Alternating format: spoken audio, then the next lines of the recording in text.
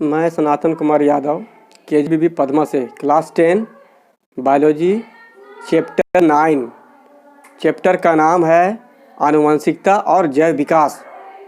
Chapter का नाम है आनुवंशिकता और जैव विकास, इंग्लिश में जेनेटिक्स एंड हेरेडिटी।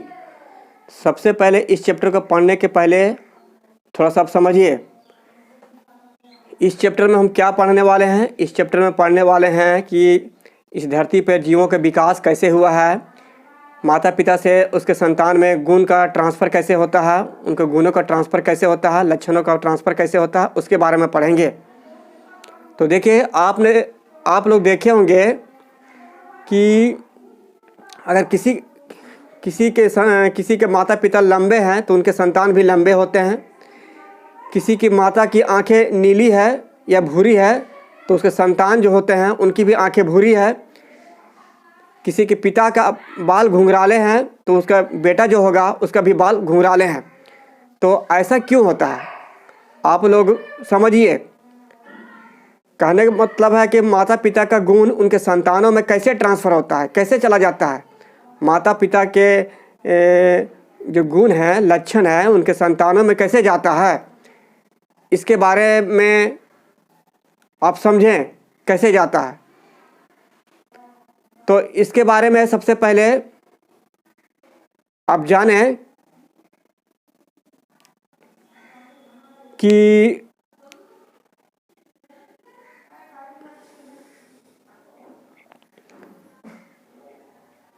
हम देखते हैं कि माता पिता का जब गुण उनके संतानों में जाता है तो इस गुण को हम लोग आनुवंशिक गुण कहते हैं।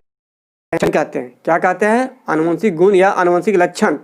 जैसे किसी के माता पिता लंबे हैं तो उनके संतान लंबे हुए हैं। किसी के माँ की आंखें नीली है या भूरी है तो उसके संतान जो हुए हैं उनकी आंखें भी भूरी है। किसी के पिता के बाल घुंघराला है तो उसका संतान के भी बाल घुंघराले हुए हैं। तो ये जो माता पिता के जो गुण और लक्षण हैं उनके संतान में चले गए हैं, ट्रांसफ़र हो गए हैं। इन गुणों को हम आनुवंशिक लक्षण कहते हैं, आनुवंशिक गुण कहते हैं, और इस घटना को हम लोग आनुवंशिकता कहते हैं। जब माता पिता के गुण उनके संतानों में चला जाता है और उसके संतान के गुण फिर उनके संतानों में जाता है, एक पीढ़ी से दूसरे पीढ़ी, तो इसे हम आनुवंशिकता कहते हैं। क्या कहते हैं? आनुवंशिकता कहते हैं। और आनुवंशिकता के बारे में जो हम लोग पढ़ते हैं विज्ञान के जिस शाखा के अंतर्गत, उसे हम आनुवंशिकी कहते हैं, जेनेटिक्स कहते हैं। क्या कहते हैं? जेनेटिक्स कहते हैं। यहाँ देखिए, जीव विज्ञान की वह शाखा जिसमें जीवों के लक्षण की आनुवंशिकता एवं विभिन्नता का अध्ययन किया जाता है उसे आनुवंशिकी कहते हैं। इंग्लिश में इसे जेनेटिक्स कहते हैं। इस शब्द का प्रयोग सबसे पहले बेटसन नाम के वैज्ञानिक ने किया था। इस शब्द की उत्पत्ति ग्रीक भाषा के जीन शब्द से हुई है। चलिए फिर से एक बार समझते हैं। जब माता पिता के गुण या लक्षण उनके संतान में जाते हैं और उनके संतान के गुण उनके संतान में जाते हैं तो इस घटना को हम लोग आनुवंशिकता कहते हैं। क्या कहते हैं? आनुवंशिकता। और माता पिता का जो गुण उसके संतान में ट्रांसफ़र होता है, जाता है, उस गुण को हम लोग आनुवंशिक गुण कहते हैं या आनुवंशिक लक्षण कहते हैं। और आनुवंशिकी क्या है? आनुवंशिकता और विभिन्नता जो हुआ उसको हम विज्ञान की जिस शाखा के अंतर्गत पढ़ते हैं उसको हम लोग आनुवंशिकी कहते हैं। ज़रा सा ठीक से समझिए, बार बार हम रिपीट कर रहे हैं क्योंकि इस चैप्टर में थोड़ा सा हम बार बार रिपीट इसलिए कर रहे हैं ताकि आपको अच्छी तरह से समझ में आ जाए। आपने देखा होगा एक ही माता पिता के संतान जो होते हैं वो डिफरेंट टाइप के होते हैं, अलग अलग टाइप के होते हैं। तो अलग अलग टाइप के होते हैं, इसी को हम लोग बोलते हैं विभिन्नता, मतलब विभिन्न प्रकार का होना। लेकिन जब माता पिता के गुण उनके संतान में जाते हैं, उनके लक्षण उनके संतानों में जाते हैं, तो इस गुण को हम लोग कहते हैं आनुवंशिक गुण या आनुवंशिक लक्षण कहते हैं। और इस घटना को हम लोग बोलते हैं आनुवंशिकता। अर्थात हम कह सकते हैं कि आनुवंशिकता वह घटना है जिसमें माता पिता के गुण उनके संतानों में एक पीढ़ी से दूसरी पीढ़ी में ट्रांसफ़र होता है या जाता है। तो ये आखिर होता कैसे है, क्यों होता है, कैसे होता है, इसके बारे में सबसे पहले मेंडल नाम के वैज्ञानिक मेंडल ने अध्ययन किया, उसके बारे में स्टडी किया और बहुत सारे एक्सपेरिमेंट किए, बहुत सारे प्रयोग किए और उसके बारे में अपना नियम दिया, जिसको हम लोग मेंडल का नियम कहते हैं, जिसको हम आगे पढ़ने वाले हैं। चलिए आगे बढ़ते हैं। यहाँ देखिए, अभी हम बताएं, सजीवों में लैंगिक जनन की क्रिया के समय युग्मकों द्वारा विभिन्न लक्षण पीढ़ी दर पीढ़ी संचरण होते रहता है। इन लक्षणों को आनुवंशिक लक्षण कहते हैं। कहने का मतलब है, जब माता पिता का गुण एक पीढ़ी से दूसरे पीढ़ी में ट्रांसफर होता है उनके संतानों में, तो उसको आनुवंशिक लक्षण कहते हैं और इस घटना को हम लोग आनुवंशिकता कहते हैं। अपनी भाषा में हमने समझाया, आप इस नोट्स को लिख सकते हैं।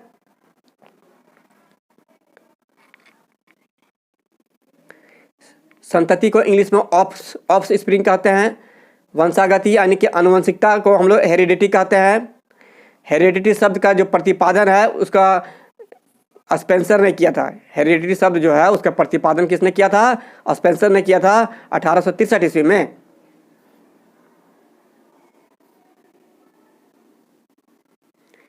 इसको देखिए, ये मेंडल का इनका नाम है मेंडल। इनको आनुवंशिकी का जनक कहते हैं। इनका पूरा नाम है ग्रेगर जॉन मेंडल। इन्होंने ही सबसे पहले स्टडी किया कि एक पीढ़ी से दूसरे पीढ़ी में जो गुणों का जो ट्रांसफ़र होता है जीवों में, चाहे वो जीव पौधा हो या फिर कोई जंतु हो, चाहे वो जीव पौधा हो या जंतु हो, तब जब जीवों में उनके गुण एक पीढ़ी से दूसरी पीढ़ी में जो ट्रांसफ़र होता है, इसके बारे में इन्होंने स्टडी किया। मेंडल ने स्टडी किया और अपना एक नियम दिया। बहुत सारे एक्सपेरिमेंट इन्होंने किया और इन्होंने एक नियम दिया, जिन्हें हम मेंडल का नियम कहते हैं या मेंडलिज्म कहते हैं, मेंडलवाद कहते हैं। इसको आगे हम डिटेल पढ़ेंगे। मेंडल को ही हम लोग आनुवंशिकी के जनक कहते हैं। चलिए एक बार फिर से समझाते हैं। इस चैप्टर में हमने क्या क्या पढ़ा कि आनुवंशिकता क्या है और आनुवंशिकी क्या है। जब जीवों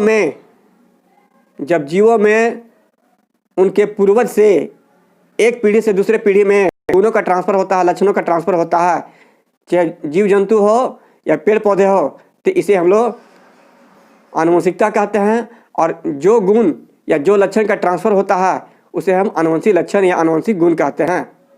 वीडियो को आज हम यहीं समाप्त करते हैं। इसका नेक्स्ट पार्ट हम आगे बताएंगे।